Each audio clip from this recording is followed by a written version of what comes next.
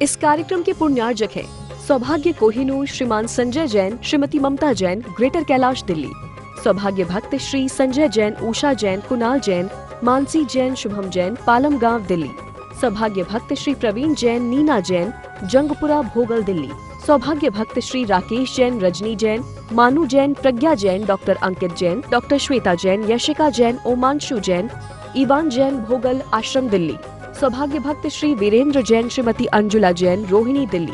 सौभाग्य भक्त श्रीमान सचिन जैन, सीए, श्रीमती प्रियंका जैन, अदिति जैन, विधि जैन, पहाड़गंज दिल्ली। पत्ता टूटा डाल से ले गई पवन उड़ाए, पत्ता टूटा डाल से ले गई पवन उड़ाए, अब के बिछड़े कब मिलेंगे साथी दियो बताएं, अब के बिछड़े कब मिलेंगे साथी दियो बताएं। महानुभाव, एक बार पत्ता डाल से टूट जाए, उसके बाद में वह कब पेड़ से मिलेगा इसका कोई भरोसा नहीं है। इसी तरह से जिंदगी में यदि किसी का साथ छूट जाए फिर दोबारा कब मिलेगा इसका भी कोई भरोसा नहीं है। जिस प्रकार से पेड़ से गिरने के बाद पत्ते की कोई बकत नहीं होती, जिस तरह से पेड़ से टूटने के बाद पत्ते का कोई महत्व नहीं होता, कोई अस्तित्व नहीं होता, उसी तरह से जीवन में अच्छे लोगों का साथ एक बार छूट जाए तो हमारे जीवन का कोई महत्व नहीं होता।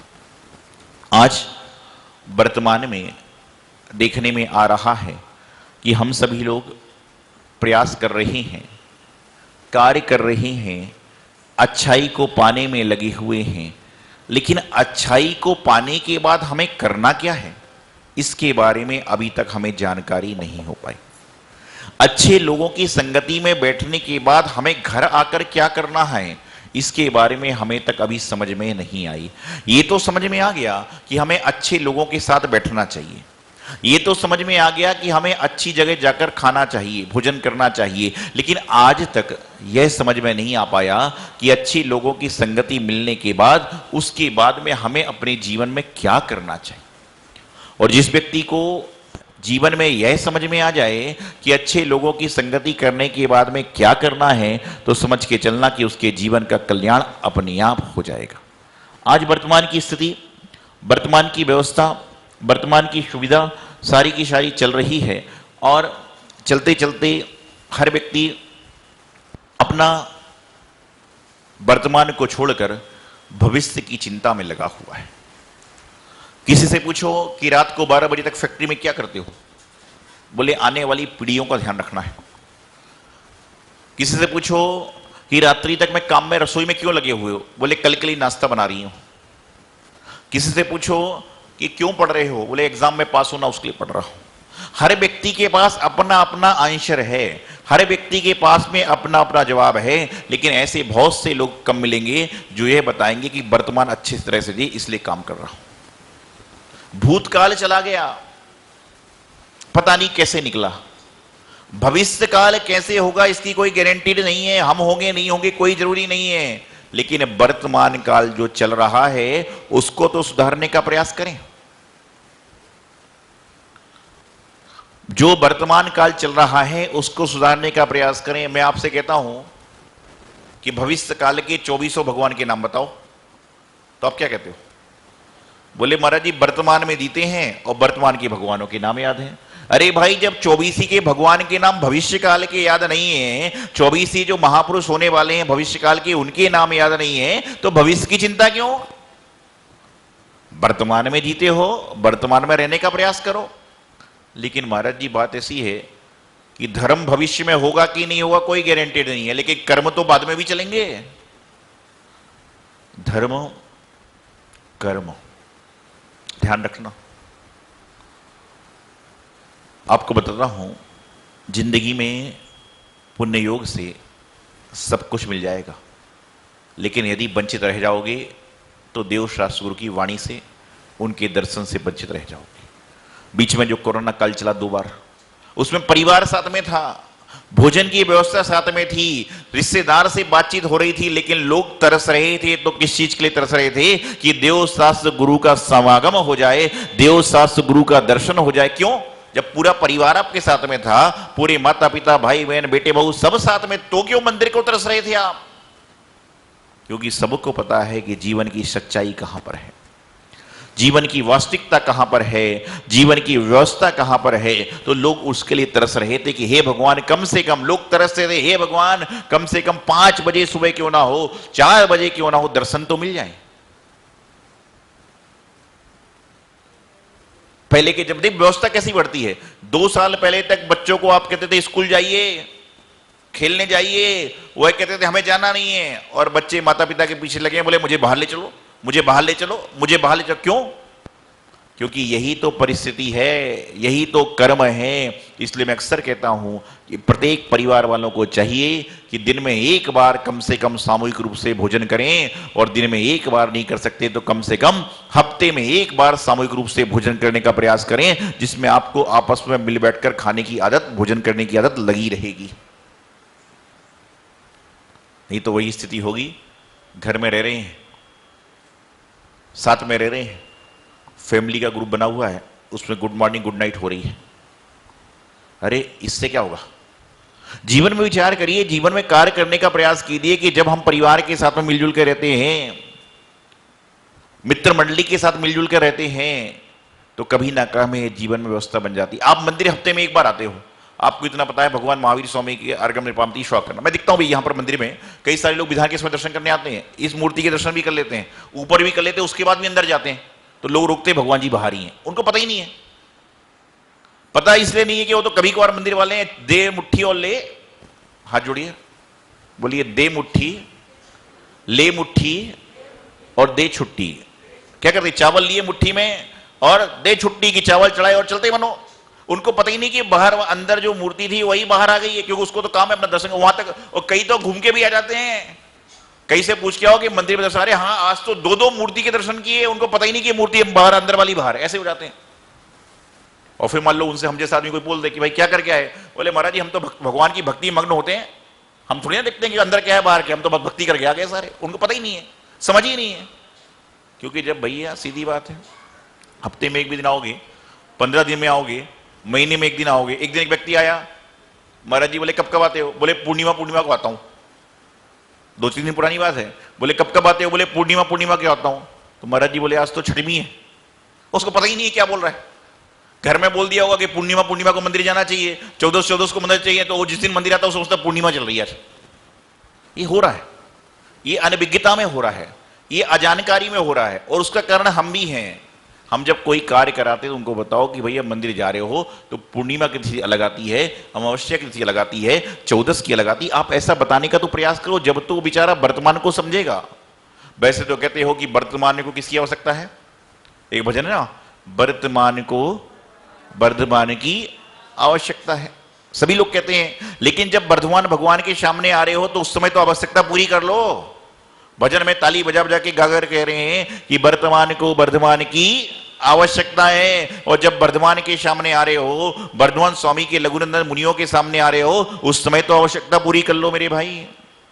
क्या है संसार में, चालाकी इतनी बढ़ चुकी है, फरेब इतना बढ़ चुका है, धोखेबाजी इतनी बढ़ चुकी है कि निशान सारी की सारी व्यवस्थाओं पर हिले। आज हर इंसान धोखे तो खा रहा है, लेकिन धोखे देना छोड़ नहीं रहा है। आप में से ऐसा कोई व्यक्ति नहीं हो जो धोखे नहीं खाता हो। पता ही खाते कि नहीं खाते हो? आम ककड़ी तरबूज धोखे खाते हो कि नहीं? ऐसा कोई व्यक्ति नहीं होगा जो धोखे ना खाता हो।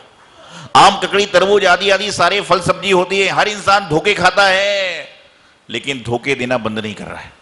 सब्जी तरकारी को धोखे खाते हो, चावल अनाज को धोखे खाते हो, लेकिन धोखा देना नहीं छोड़ रहे हो। क्या होगा?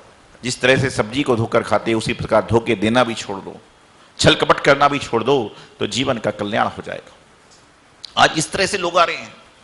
कई इस तरह के लोग होते हैं वो जब दूसरे को ठग लेते हैं तो समझते हैं मैंने बहुत बड़ा काम कर लिया। एक बार एक सड़क पर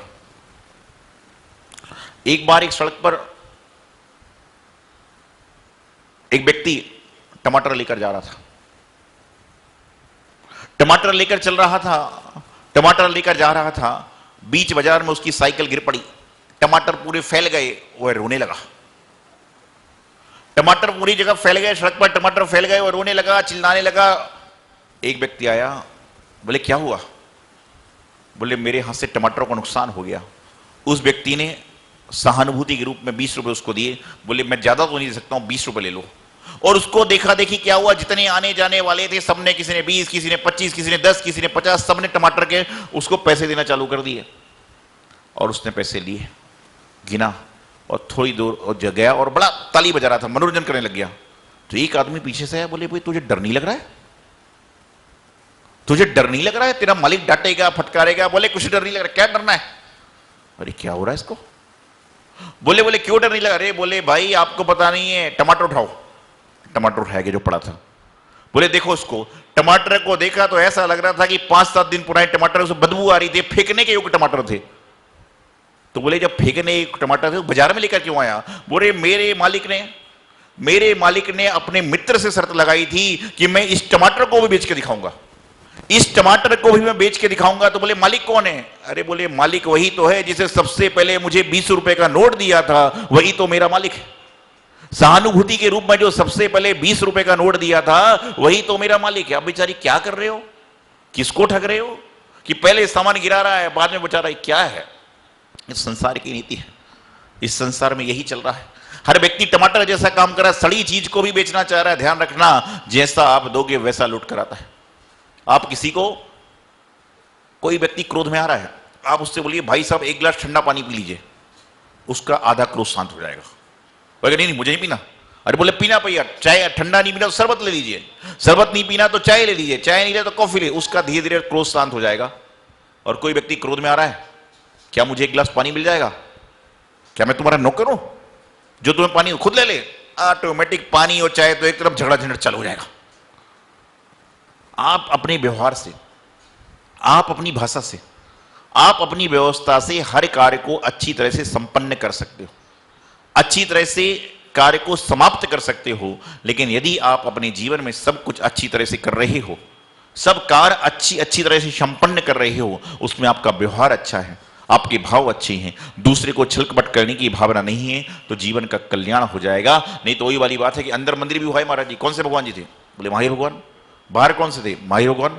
ऊपर कौन से थे? महावीर भगवान। कमरे में कौन से? बोले महावीर भगवान। जो उसको पता है कि अहिंसा स्थल में खाली भगवान महावीर स्वामी। कितने हैं ये पता नहीं है, कहां कहां पर पता नहीं। बोले जहां पर है भगवान महावीर स्वामी। लोग आते हैं, तरह तरह के लोग आते हैं। एक व्यक्ति आया, उसको घर वालों ने कह दिया कि जाओ मंदिर दर्शन करके आना भगवान जी के, और चिन्ह भी देख के आना, कौन कौन से भगवान के चिन्ह हैं, हर वेदियों पर दर्शन करिए, सब कुछ कर। और घर आके कहता है, बोले ये बताओ, बचपन से मुझे आप पढ़ाते हो कि उनका शेर का चिन्ह है, उनका हाथी का चिन्ह है, उसका गेंडे का चिन्ह है, उनका भैंसे का चिन्ह, सब कुछ चिन्ह है, लेकिन मुझे आज तक आपने कहीं बताया नहीं कि बेल का चिन्ह भी भगवान का है। बोले मतलब? बेल समझते ना, पत्ती, बेल पत्ती। बोले मतलब? बोले वहां पर एक भगवान जी खड़े हुए थे और उनके शरीर पर बेल बेल लिपटी थी। बाहुबली भगवान की प्रतिमा मंदिर जी में होगी, उनको कह दिया भगवान के दर्शन करके आओ, चिन्ह देख कर आओ, लेकिन ये नहीं बताया कि 2400 भगवान के अलावा जो भगवान भरत बाहुबली आदि होते हैं उनके चिन्ह नहीं। बेचारा बच्चा क्या समझेगा? इसका तरीका था कि बच्चे को अपने साथ मंदिर में ले जाओ और समझाओ कि ये तीर्थंकर हैं, इनके चिन्ह होते हैं, ये भगवान बाहुबली स्वामी है, ये भगवान भरत जी हैं, ये भगवान राम है, भगवान हनुमान है, भगवान कृष्ण, आदि आदि बात बताइए, जीवन का कल्याण हो जाएगा। वैसे आज जन्माष्टमी है, मैं देख रहा हूं प्रातःकाल से कोई बच्चे को किशन कन्हैया बना रहा है, कोई बच्चे को मुकुट लगाकर पंख लगवा रहा है, कोई बच्चे को माखन खिला रहा है, कोई हंडियां फुलवा रहा है, कोई कुछ कर रहा है। इन सबको कर रहे हो कोई बात नहीं, लेकिन कम से कम एक बात ध्यान रखना कि श्री कृष्ण जी ने उपदेश दिया था कि जीवन में किसी के भी सारथी बन जाना, लेकिन जीवन में किसी के लिए भी स्वार्थ वृत्ति मत रखना। कृष्ण जी ने आपके सामने उदाहरण भी दिया कि जब युद्ध की बात आई पांडवों और कौरवों में, उन्होंने कहा मैं सारथी तो बन जाऊंगा लेकिन युद्ध नहीं लड़ूंगा। तो मैं आपको बताना चाह रहा हूं कि जन्माष्टमी मना रहे हो, मक्खन खीर पुड़ी पता नहीं क्या क्या चल रहा है, रात के 12 बजे से सेलिब्रेशन चल रहा है, सब कुछ कराओ, लेकिन जिस तरह से आप सब जैनों से कहना चाहता हूं, आप मेरी बात जो चैनल के माध्यम से सुने उनको कहना चाहता हूं, जिस तरह से आज जन्माष्टमी के दिन आपने अपने बच्चों को कृष्ण जी बनाने का प्रयास किया है, कन्हैया बनाने का प्रयास किया है, उसी प्रकार से जब भगवान महावीर स्वामी का जन्म कल्याण महोत्सव आए, पारसनाथ भगवान का जन्म कल्याण महोत्सव आए, उस समय कम से कम बच्चे को पारसनाथ भगवान का भक्त बनाने का प्रयास करना, तो समझ के चलना कि आपके जीवन का कल्याण हो जाएगा और आपका मोक्ष मार्ग प्रशस्त हो जाएगा। आज क्या चल रहा है? ठीक है, वो भी अपनी व्यवस्था है, ये भी अपनी व्यवस्था है। आप हनुमान जयंती पे बच्चे को हनुमान बना रहे हो, कृष्ण जयंती पे कृष्ण बना रहे हो, बनाओ, कोई बात नहीं है, लेकिन कम से कम जब महावीर जयंती आए, आदि जयंती आए, तो उस दिन कम से कम उनके भक्त बनाने का प्रयास तो करो। उस दिन तो बच्चे को धोती दुपट्टे पहना के फोटो तो खिंचाओ कि भैया आज भगवान आदिनाथ का जन्म कल्याण है, तो आज धोती दुपट्टे पहनकर तुम भगवान का अभिषेक कर रहे हो, ऐसा कृत्य तो घर में करो। आप देखिए घर में आनंद का वातावरण हो जाएगा। लेकिन यहां पर जन्माष्टमी की शुभकामनाएं आप अपने मित्रों को दे रहे हो। उन मित्रों से कभी भगवान महावीर स्वामी के जन्म कल्याण की शुभकामना भी तो लीजिए। आप कहते हो महाराज जी मुझे तो जो जैसा खिलाता है मैं उसको वैसे ही खिलाता हूं, और विश में बधाइयों में नहीं सोचते हो। अन्य संप्रदाय में क्रिसमस आ रही है तो हैप्पी क्रिसमस कह रहे हो, अलग अलग कह रहे हो, जन्माष्टमी कह रहे हो, सबको कहिए, इसमें कोई बाधा नहीं है। ये तो भारत देश त्योहारों का देश है। लेकिन कम से कम उनके साथ में जब उनको आप विश कर रहे हो, उनको बधाई दे रहे हो, तो उनसे बधाई लेने का प्रयास भी तो करो कि भगवान महावीर नहीं दे तो बोलो कि भाई आज तुमने मुझे बधाई नहीं दी, आज हमारे गुरु का जन्मदिन है, हमारे भगवान का जन्मदिन है। उनको बोलोगे तो अगली बार महावीर जयंती पर 11:15 बजे रात सबसे पहले उसका मैसेज आएगा कि भगवान महावीर स्वामी के जन्म कल्याण की शुभकामनाएं। क्योंकि आज आप क्या कहते हो, जैसा दोगे वैसा मिलेगा, लेकिन उसको लाना पड़ेगा जीवन में। संसार में भूतकाल पता नहीं कैसा बीता और भविष्य काल पता नहीं कैसा होगा, लेकिन वर्तमान काल आपका आपके हाथ में है। वर्तमान काल में जिए और वर्तमान काल में जीकर अपने जीवन का कल्याण करें। इति अल्पम। गुरुवर आचार्य श्री सिद्धांत सागर जी महाराज। इस कार्यक्रम के पुण्यार्जक हैं सौभाग्य कोहिनूर श्रीमान संजय जैन, श्रीमती ममता जैन, ग्रेटर कैलाश दिल्ली। सौभाग्य भक्त श्री संजय जैन, उषा जैन, कुणाल जैन, मानसी जैन, शुभम जैन, पालम गांव दिल्ली। सौभाग्य भक्त श्री प्रवीण जैन, नीना जैन, जंगपुरा भोगल दिल्ली। सौभाग्य भक्त श्री राकेश जैन, रजनी जैन, मानू जैन, प्रज्ञा जैन, डॉक्टर अंकित जैन, डॉक्टर श्वेता जैन, यशिका जैन, ओमांशु जैन, इवान जैन, भोगल आश्रम दिल्ली। सौभाग्य भक्त श्री वीरेंद्र जैन, श्रीमती अंजुला जैन, रोहिणी दिल्ली। सौभाग्य भक्त श्रीमान सचिन जैन, CA, श्रीमती प्रियंका जैन, अदिति जैन, विधि जैन, पहाड़गंज दिल्ली।